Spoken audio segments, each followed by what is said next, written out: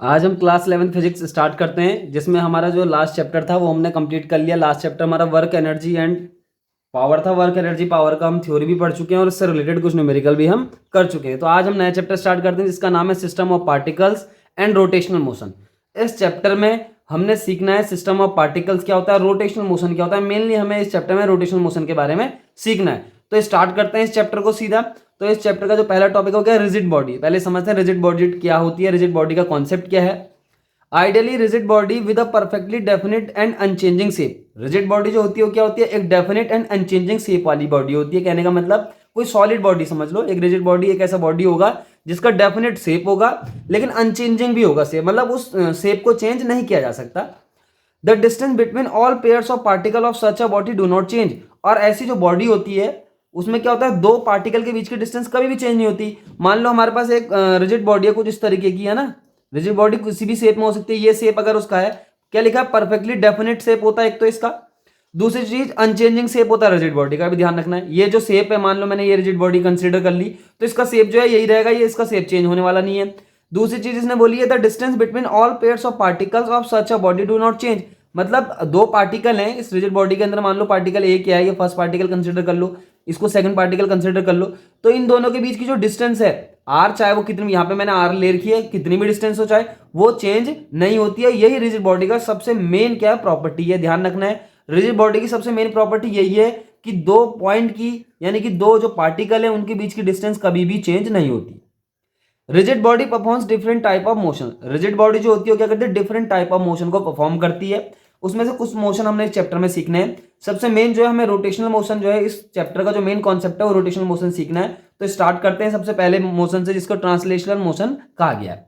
तो translational motion क्या होता है, in pure translational motion at an instant, क्या लिखा है, in pure translation motion at an instant of time all particles of the body have the same velocity. Translation motion एक ऐसा motion होता है जिसमें किसी भी बॉडी के, किसी भी रिजिड बॉडी के सारे पार्टिकल सेम वेलोसिटी से मूवमेंट करते हैं at any instant of time. मतलब एक इंस्टेंट ऑफ टाइम की बात कर दी इसने कि किसी टाइम पे, किसी पर्टिकुलर टाइम पे किसी रिजिड बॉडी के जो सारे पार्टिकल होते हैं वो एक साथ मूवमेंट करते हैं।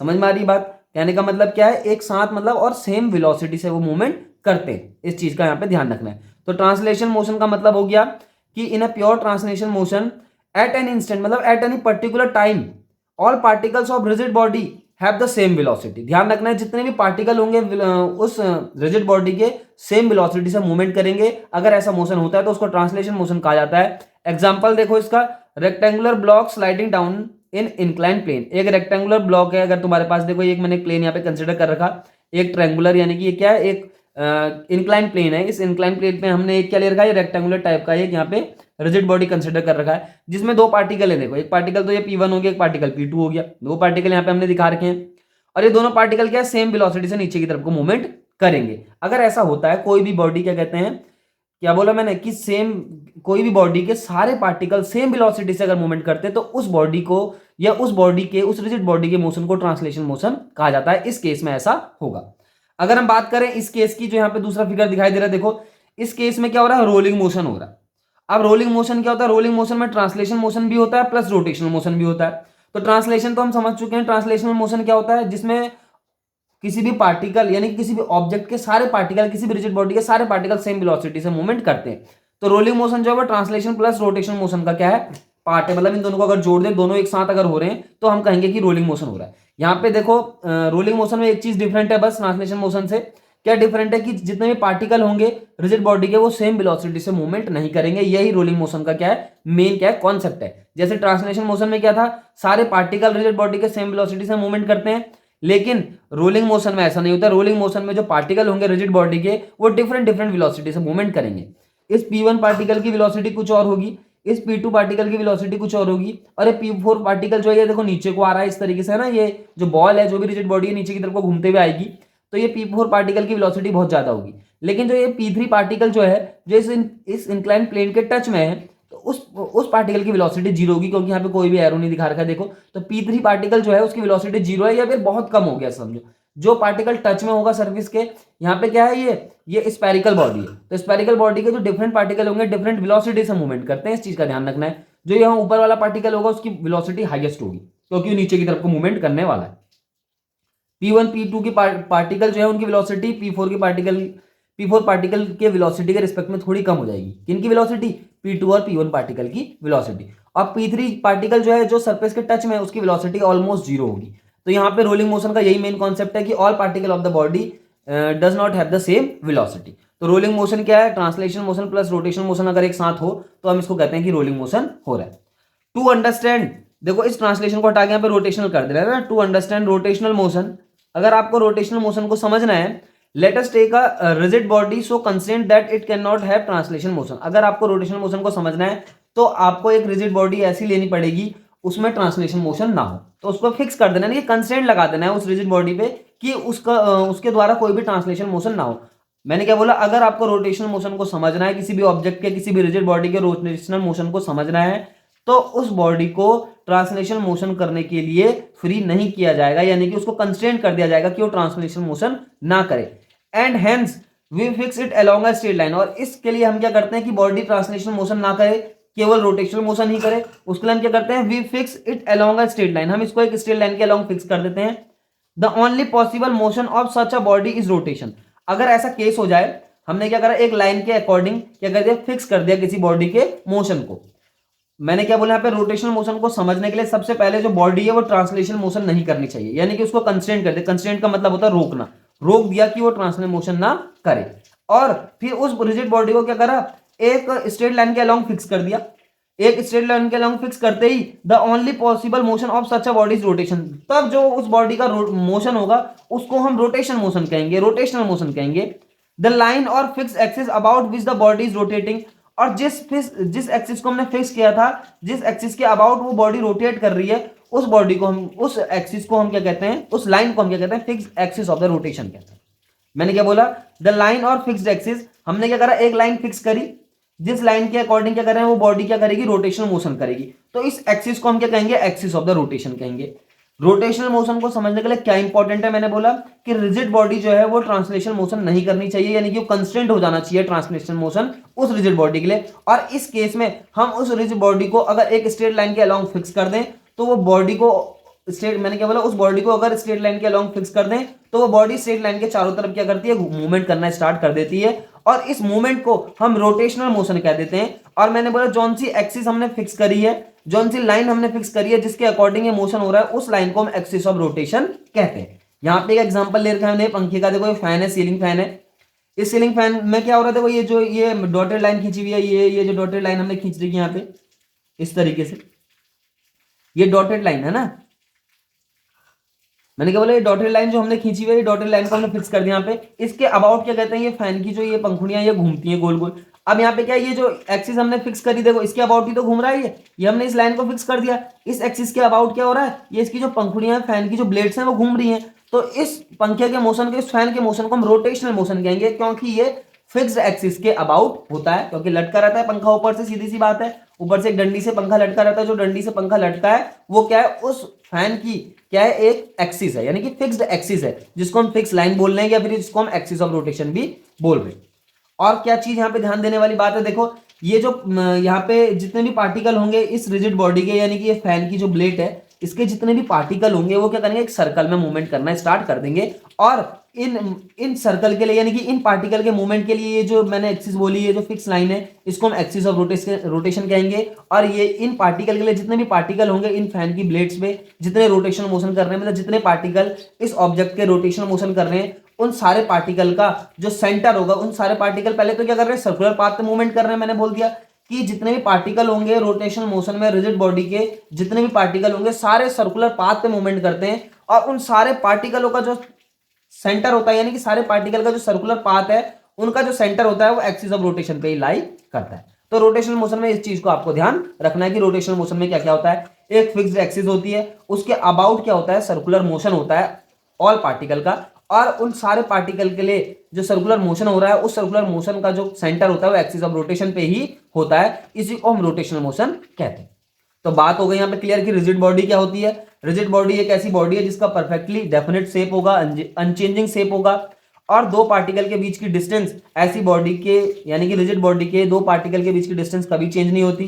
रिजिड बॉडी डिफरेंट टाइप का मोशन दिखा देती है भाई, ट्रांसलेशन मोशन भी दिखाती है। ट्रांसलेशन मोशन में क्या होता है, all particles of the body have the same velocity.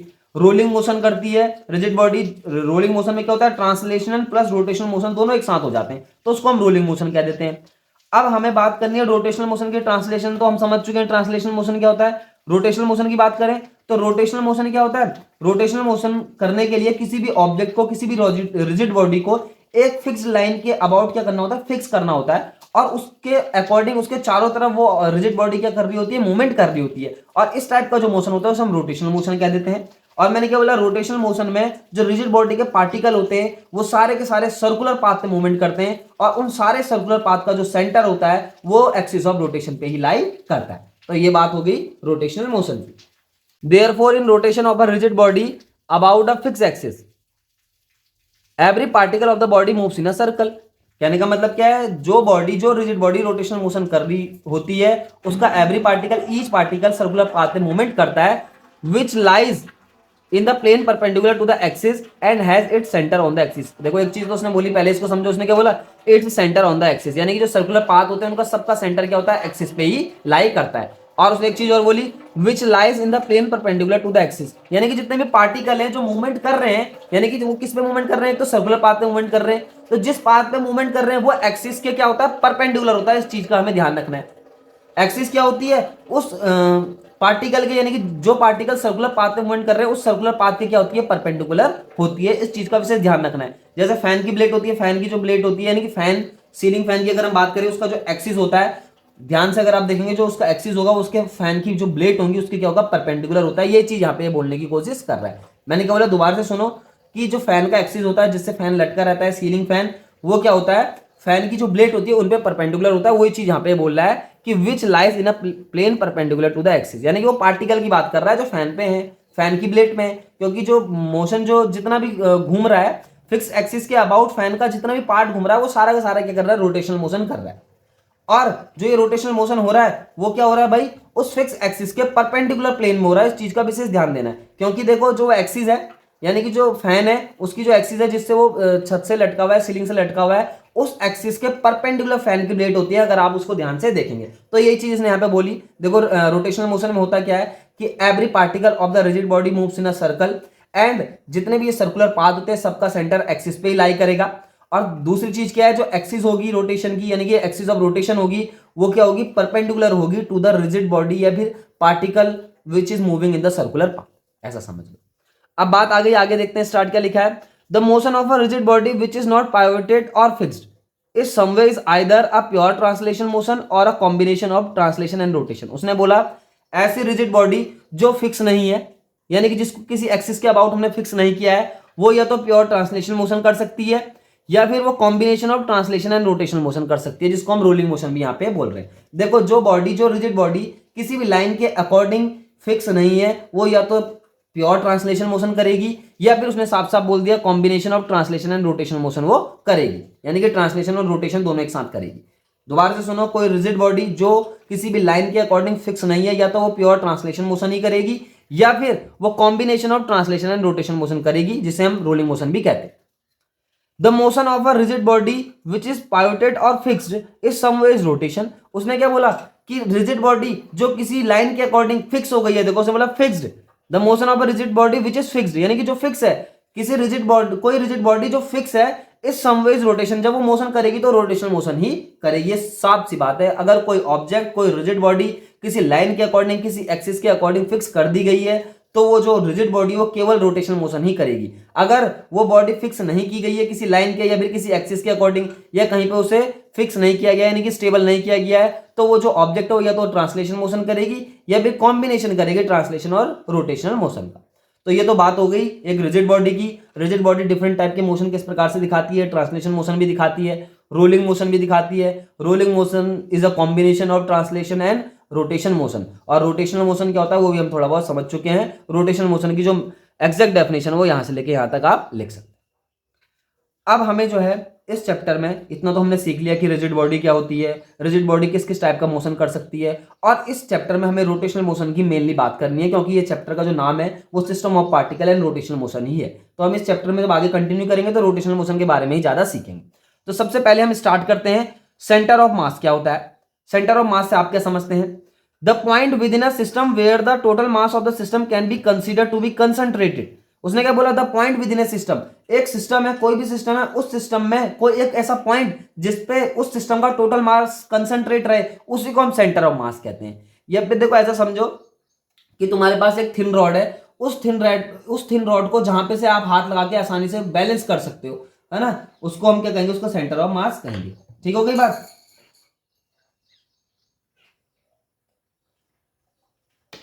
देखो जैसे हमारे पास ये पेन है ना, इस पेन का अगर मैं सेंटर ऑफ मास की बात करूं तो देखो उसका सेंटर ऑफ मास कहां पे होगा? देखो इसको रोकने की कोशिश करते हैं, जहां पे रुक जाएगा वहां पे इसका क्या होगा? सेंटर ऑफ मास हो जाएगा।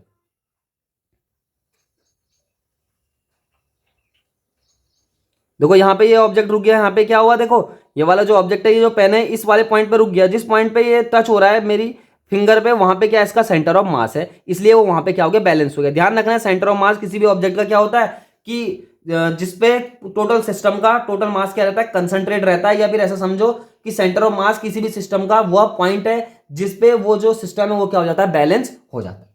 तो सेंटर ऑफ मास की बात हो गई। The point within a system where the total mass of system can be consider to be concentrated. और इस सेंटर ऑफ मास के हम कॉन्सेप्ट धीरे धीरे सीखेंगे क्या क्या होता है। पहले हम 2 पार्टिकल के लिए सीखेंगे, फिर 3 पार्टिकल के लिए, फिर बहुत सारे पार्टिकल के लिए सेंटर ऑफ मास कैसे निकालेंगे। For simplicity starts with a system of 2 particle. बोला सिंप्लिसिटी के लिए, हम समझने के लिए सेंटर ऑफ मास क्या होता है उसके लिए हम एक सिस्टम लेते हैं 2 पार्टिकल का। देखो यहाँ पे ये सिस्टम है, एक पार्टिकल यह है m1, एक पार्टिकल यह है m2। ये पार्टिकल m1 जो है वो और m2 जो दोनों पार्टिकल है वो हमने x डायरेक्शन में x एक्सिस के अलोंग रखे हैं। और जो m1 पार्टिकल है वो ओरिजिन से x1 डिस्टेंस पे है, m2 जो पार्टिकल है वो ओरिजिन से x2 डिस्टेंस पे है। और इन m1 और m2 पार्टिकल का जो सेंटर ऑफ मास ले रखा है वो C पॉइंट पे ले रखा है, जो ओरिजिन से x डिस्टेंस दूर है। तो the centre of mass of such a system is defined as, ये सेंटर ऑफ मास का फॉर्मूला है, बिल्कुल अपने दिमाग में फिट कर लो इसे। ये फॉर्मूला बहुत इंपॉर्टेंट है कि सेंटर ऑफ मास कैसे निकालते हैं। x इक्वल टू, देखो x की बात इसलिए कर रहे हैं क्योंकि जो दोनों पार्टिकल है वो x एक्सिस के अलोंग ही रखे हुए हैं, केवल x एक्सिस में ही ये पार्टिकल है, इसलिए इनका जो सेंटर ऑफ मास आएगा केवल x एक्सिस में ही निकल के आएगा। तो सेंटर ऑफ मास डिफाइन बिल्कुल क्लियर अपने दिमाग में फॉर्मूला रखना है, m1x1 plus m2x2 upon m1 plus m2। ये बात होगी सेंटर ऑफ मास की ऑफ सिस्टम ऑफ 2 पार्टिकल्स। अब मान लो कि ये दोनों जो पार्टिकल है ये सेम मास के हैं, यानी कि m1 m2 बराबर है, और उन दोनों को m कंसिडर कर लिया, तो m1 की जगह भी m होगा, m2 की जगह भी m होगा, और ऊपर से m कॉमन ले लेंगे हम, और ये m प्लस m 2m हो जाएगा, m से m कैंसिल हो जाएगा। इस तरीके से सेंटर ऑफ मास निकल के आ जाएगा। कहने का मतलब क्या? At the mid point of the rod, मान लो कोई रॉड है, उस रॉड की यानी कि एक बारीक सी हमारे पास लाइन है, उस लाइन के दोनों एंड पे दो बराबर मास रखें, तो उन दोनों लाइनों का यानी कि दोनों मास का जो मिड पॉइंट होगा वो मिड पॉइंट ही क्या हो जाएगा? उन दोनों मास के लिए सेंटर ऑफ मास का काम करेगा। तो यहाँ पे सीधी सी बात कर दी, 2 मास थे, एक सिस्टम था जिसमें m1 m2 2 मास थे, उसका सेंटर ऑफ मास इस तरीके से डिफाइन हो गया। ध्यान रखना सेंटर ऑफ मास को डिफाइन करने का यही तरीका है, m1 x1 m2 x2 upon m1 plus m2, है ना। अगर दोनों मास सेम हो जाए तो सेंटर ऑफ मास इस फॉर्मूले से निकल जाएगा। अगर हम बात करें for a system of n particle lying along the x axis, मान लो कि क्या कहते हैं हमारे पास n पार्टिकल है, मान लो क्या कहते हैं हमारे पास क्या है? n पार्टिकल है। उस केस में सेंटर ऑफ मास कैसे निकालेंगे? देखो मैंने क्या बोला, मान लो हमारे पास क्या है? सिस्टम ऑफ n पार्टिकल है lying along the x axis. हमारे पास n पार्टिकल तो है लेकिन वो क्या है? x एक्सिस के अलोंग ही लाई कर रहे हैं। तो इस केस में हम सेंटर ऑफ मास जो इन पार्टिकल का निकालेंगे वो एक तो x एक्सिस पे ही आएगा क्योंकि सारे पार्टिकल x एक्सिस पे ही लाई कर रहे हैं। तो x equal to centre of mass for n particles which है masses m1 m2 m3 up to mn, ठीक, एंड हुज पोजीशन वेक्टर या फिर whose coordinate are x1 x2 x3 up to xn। इस केस में ऐसे जो particle हैं उनका centre of mass x equal to m1 x1 plus m2 x2 plus up to mn xn and divided by m1 plus m2 plus dot dot mn। या फिर इसको इस तरीके से लिख सकते हैं, देखो centre of mass of such particles of n particles of a system इस तरीके से निकलेगा, summation of mi xi upon summation of mi। तो इस तरीके से हम क्या निकाल चुके हैं? इसका सेंटर ऑफ मास भी निकाल चुके हैं। Centre of mass equal to summation of mi xi upon mi, यानी कि समेशन ऑफ mi। अभी देखो यहाँ पे आप ऐसे भी लिख सकते हैं, i equal to 1 to n। 1 to n का मतलब क्या है? यहाँ पे 1 से लेके n पार्टिकल यहाँ पे है। यहाँ पे भी आप लिख सकते हैं i equal to 1 to n, यानी कि 1 से लेके n पार्टिकल की यहाँ पे बात हो रही है। तो सेंटर ऑफ मास हम निकाल चुके हैं n पार्टिकल के सिस्टम के लिए जो x एक्सिस के अलोंग क्या करते हैं? लाई करते हैं।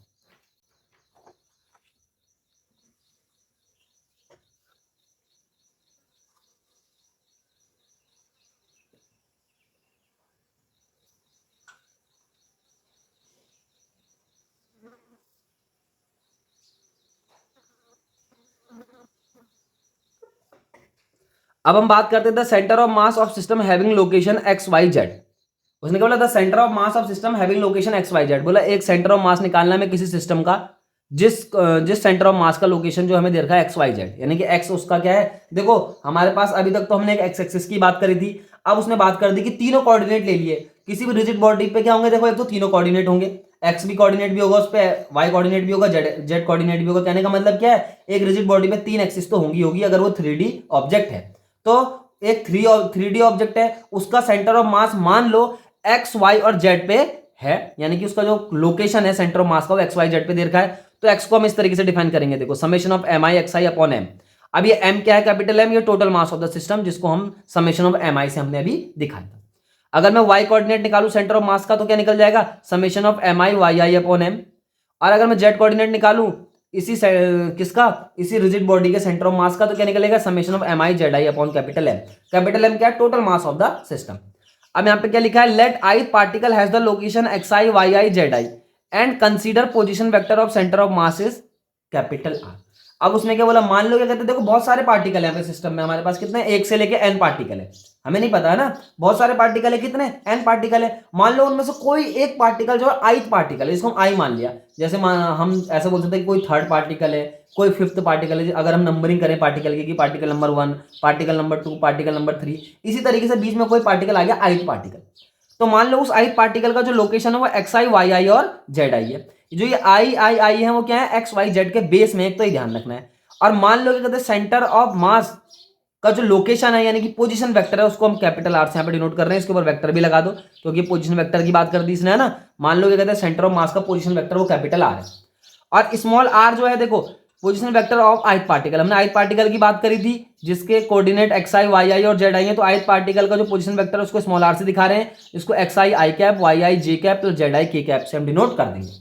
अगर मैं बात करूं सेंटर ऑफ मास के पोजीशन वेक्टर की, जिसको हमने कैपिटल आर से दिखाया, देखो कैपिटल आर यानी कि देखो सेंटर ऑफ मास का हमने जो लोकेशन लिया था एक्स वाई जेड लिया था, इसलिए सेंटर ऑफ मास का जो पोजीशन वेक्टर बनेगा वो एक्स आई कैप, वाई जे कैप और जेड के कैप बनेगा। यहाँ पे क्या है, ये सब कैपिटल है, यहाँ पे सब क्या है, स्मॉल, ध्यान रखना है। तो सेंटर ऑफ मास का पोजीशन वेक्टर जो आपने निकाल दिया, कैपिटल आर के ऊपर वेक्टर लगाओ, ये निकाल दिया हमने, position vector of centre of mass capital R equal to summation of M I R I upon capital M, ये total mass of the system. R i की जगह हम क्या रख सकते हैं, x I Y I Z i, तो ये फिर से वही चीज निकल के आ जाएगी जो यहाँ पे है। तो टोटल जो है सेंटर ऑफ मास का जो पोजीशन वेक्टर निकलता है वो इस तरीके से निकलता है, उसमें एक्स कोऑर्डिनेट भी शामिल हो जाएगा, वाई कोऑर्डिनेट भी शामिल हो जाएगा और जेड कोऑर्डिनेट भी शामिल हो जाएगा। तो ये सेंटर ऑफ मास की बात होगी। सेंटर ऑफ मास का हमने पोजीशन वेक्टर देख लिया किस तरीके से निकलता है। जैसे हमने क्या निकाला, देखो सेंटर ऑफ मास के लिए हमने एक्स निकाला था ना, summation of M I x I upon m i, ऐसे ही तो आया था, ये टोटल एम है ना, इस तरीके से निकल के आया था। ये क्या था भाई, the particle which are lies along the X axis has the centre of mass X equal to summation of M I x I upon capital M. लेकिन अगर क्या कहते हैं, हमारे पास रिजिड बॉडी है जिसमें तीनों एक्सिस हैं, तो उस केस में जो सेंटर ऑफ मास होगा वो इस फॉर्मूले से निकलेगा, summation of M I R I upon capital M. R I मैंने बता दिया क्या है, X I I cap, Y I J cap, Z I K cap. अभी ये जो आई क्या है, ये आई पार्टिकल की यहाँ पे बात की गई। ये बात हो गई हमारी सेंटर ऑफ मास की, कि सेंटर ऑफ मास क्या होता है, सेंटर ऑफ मास को कैसे डिफाइन करते हैं। सेंटर ऑफ मास डिफाइन करना बहुत आसान है, सारे जितने भी पार्टिकल है सबके मास को उनके क्या करना है, पोजीशन के साथ मल्टीप्लाई करके ऐड कर देना और डिवाइडेड बाय टोटल मास कर देना। यही सेंटर ऑफ मास का गेम है, सेंटर ऑफ मास ऐसे ही निकलता है। ये तो बात हो गई थी सेंटर ऑफ मास की, कि सेंटर ऑफ मास क्या होता है, सेंटर ऑफ मास का हम लोकेशन कैसे निकालते हैं, पोजीशन वेक्टर कैसे निकालते हैं, तो सेंटर ऑफ मास के बारे में हम जान चुके हैं। अब मोशन ऑफ सेंटर ऑफ मास के बारे में समझ लेते हैं कि मोशन क्या ऐसे होगा सेंटर ऑफ मास का भाई, तो उसी को स्टार्ट कर लेते हैं। देखो for a system of N particle having masses m1 m2 up to mn, हमारे पास एक सिस्टम है एन पार्टिकल का। फिर से देखो इस पूरे चैप्टर में हमें यही चीज देखनी है कि एक सिस्टम लेंगे हम जिसमें एन पार्टिकल होंगे जिनका मास m1 m2 m3 up to mn होगा। कभी कभी उन सब मासों को सेम ले लेंगे, m मान लेंगे भाई। यहाँ पे वही चीज है कि हमारे पास सिस्टम है एन पार्टिकल का having masses m1 m2 up to mn, having position vector r1 r2 up to rn। तो पोजीशन वेक्टर जो है उसके ऊपर आप वेक्टर भी लगा सकते हैं इस तरीके से ना, तो वेक्टर लगाना भी जरूरी है क्योंकि पोजीशन वेक्टर की बात हो रही है। हमारे पास सिस्टम है जिसमें n पार्टिकल हैं जिनके मास दे रखे m1 m2 up to mn, उनके position vector r1 r2 up to rn है। इफ कैपिटल आर, देखो ये कैपिटल आर ले लिया, कैपिटल आर को हमने क्या बोला था, is the position vector of the centre of mass. तो हमने क्या निकाला था, capital R equal to summation of M I R I vector upon capital M. देखो इस m को इधर मल्टीप्लाई कर दे तो एम आर बराबर summation of M I R I हो गया। या फिर एम आर को इस तरीके से भी लिख सकते हैं, देखो summation of M I R I का मतलब क्या है, जितने भी मास हैं उन सबको उनके पोजीशन वेक्टर के साथ मल्टीप्लाई करके क्या करना है, ऐड करना है। तो m1 r1, अभी r1 क्या है, r1 is the position vector of the first particle, और m1 क्या है, मास ऑफ द फर्स्ट पार्टिकल। इसी तरीके से m2 r2 होगा, m2 क्या है, मास of the second particle, r2 is the position vector of the second particle. इसी तरीके से इसको सबको ऐड कर देंगे अप टू mn तक, यानी कि mn rn। इसको हम इक्वेशन नंबर फर्स्ट मान लेते हैं। ठीक हो गई बात। अब हमें क्या करना है, इसको डिफरेंशिएट करना है विद रिस्पेक्ट टू टाइम। इसी इक्वेशन को, जो इक्वेशन नंबर ए है, इसको हम विद रिस्पेक्ट टू टाइम जैसे डिफरेंशिएट करेंगे तो dr बाई dt, इधर dr1 बाई dt, इधर dr2 बाई dt, इधर drn बाई dt हो जाएगा। अब ये dr बाई dt क्या है, देखो ये तो पोजीशन वेक्टर है। पोजीशन वेक्टर को जैसे ही आप टाइम के रिस्पेक्ट में डिफरेंशिएट करते हैं तो हमारे पास वेलोसिटी वेक्टर निकल के आ जाता है। तो यहाँ पे जो ये dr बाई dt है, इसको वेलोसिटी वेक्टर कैपिटल V से डिनोट यहाँ पे कर देंगे। मैंने क्या बोला, जैसे ही पोजीशन वेक्टर को आप क्या करते हैं, डिफरेंशिएट करते हैं विद रिस्पेक्ट टू टाइम, तो वेलोसिटी वेक्टर निकल के आता है। तो dr by dt velocity vector capital V हो जाएगा, dr1 बाई dt हो जाएगा v1, यानी कि फर्स्ट पार्टिकल की वेलोसिटी, v2 सेकंड पार्टिकल की वेलोसिटी, और vn इस nth पार्टिकल की वेलोसिटी। मैंने क्या बोला, v1 क्या है, dr1 बाई dt है, velocity of the first particle, है ना, या फिर ऐसे बोल सकते हो velocity vector of the first particle. और v2 क्या हो जाएगा, velocity vector of the second particle, जिसको हम dr2 बाई dt से दिखा देंगे। इसी तरीके से कैपिटल V जो है उसे dr बाई dt बोला, और ये velocity of the centre of मास यहाँ पे रिप्रेजेंट करेगी। तो ये बात हो गई वेलोसिटी वेक्टर की। अब हमारे पास जो इक्वेशन नंबर बी अभी बनी, उसी इक्वेशन को हम डिफरेंशिएट करते हैं with respect to time again. तो क्या हो जाएगा, देखो वेलोसिटी में टाइम का डिफरेंशिएशन कर देंगे, वेलोसिटी में फिर टाइम का डिफरेंशिएशन, यानी टाइम के रिस्पेक्ट में पूरी इक्वेशन बी को हमने डिफरेंशिएट कर दिया फिर से। तो जहां जहां वेलोसिटी वेक्टर थे वहां हमने dt कर देना है, डिवाइड कर देना है, dy dt of velocity, dy dt of v1, dy dt of v2 and dy dt of vn। और देखो जैसे हम वेलोसिटी वेक्टर को टाइम के रिस्पेक्ट में डिफरेंशिएट करते हैं तो हम अच्छे जानते हैं कि हमारे पास एक्सेलरेशन मिलता है। तो एक्सेलरेशन आ जाएगा ये कैपिटल ए वेक्टर, यहाँ a1 वेक्टर, यहाँ a2 वेक्टर, यहाँ an वेक्टर। कैपिटल ए क्या है, इसे जिसे हम dv बाई dt से दिखा रहे हैं, ये एक्सेलरेशन वेक्टर या फिर एक्सेलरेशन ऑफ सेंटर ऑफ मास बोल दो इसे। और a1 क्या है, इसे dv1 बाई dt दिखाएंगे, ये acceleration of the first particle. या फिर देखो ये तो ma हो गया, इस ma को ऐसे रहने दो। अब ma बराबर क्या होता है, f होता है, फोर्स होता है, क्योंकि ये न्यूटन का सेकंड लॉ है। तो m1 a1 की जगह f1, m2 a2 की जगह f2, और mn an की जगह fn आ जाएगा। या फिर हम इसको इस तरीके से लिख सकते हैं ma equal to f external, यानी कि टोटल एक्सटर्नल फोर्स। तो यहां से एक चीज क्लियर हो रही है, देखो जैसे ही आप एक्सटर्नल फोर्स किसी रिजिड बॉडी पे लगाते हैं तो सीधा जाके उसके क्या लगता है, सेंटर ऑफ मास पे वो फोर्स अप्लाई होता है और सेंटर ऑफ मास मूवमेंट करना स्टार्ट कर देता है। इस चीज का यहाँ पे ध्यान रखना है। The center of mass of a system of particle moves as if all the mass of the system was concentrated at the center। बोला सेंटर ऑफ मास किसी भी पार्टिकल का मूव करता है तब करता है जब सारा मास उस सिस्टम का उसके सेंटर पे या कंसंट्रेटेड हो, यानी कि सेंटर ऑफ मास पे हो। And all the external forces were applied to that point. और जितने भी एक्सटर्नल फोर्स होते हैं, जितने भी एक्सटर्नल फोर्स अप्लाई हो रहे होते हैं, वो सारे के सारे किसी भी सिस्टम के सेंटर ऑफ मास पे अप्लाई होते हैं, और सेंटर ऑफ मास क्या करता है, मूवमेंट करना स्टार्ट कर देता है। एक चीज का और ध्यान रखना है कि किसी भी ऑब्जेक्ट का, किसी भी रिजिड बॉडी का जो मोशन होता है उसके सेंटर ऑफ मास के मोशन से ही रिप्रेजेंट होता है। इसलिए यहाँ पे सेंटर ऑफ मास के मोशन को पढ़ना बहुत जरूरी था। इसलिए हम यहाँ पे सेंटर ऑफ मास का मोशन भी हम यहाँ पे समझ चुके हैं। मैंने क्या बोला कि किसी भी रिजिड बॉडी का जो मोशन होता है वो उसके सेंटर ऑफ मास के मोशन से ही रिप्रेजेंट होता है। इसलिए हमने यहाँ पे सेंटर ऑफ मास के बारे में सीखा और सेंटर ऑफ मास का मोशन भी सीख लिया। तो इस वीडियो में हमने क्या क्या सीख लिया भाई, रिजिड बॉडी क्या होती है, वो कितने टाइप के मोशन कर सकती है, और सेंटर ऑफ मास का जो मोशन होता है किस प्रकार से होता है। और सेंटर ऑफ मास का मोशन पढ़ना इसलिए जरूरी हो गया है क्योंकि किसी भी रिजिड बॉडी का जो मोशन होता है वो सेंटर ऑफ मास के मोशन से ही रिप्रेजेंट होता है। ठीक हो गई बात। Thank you.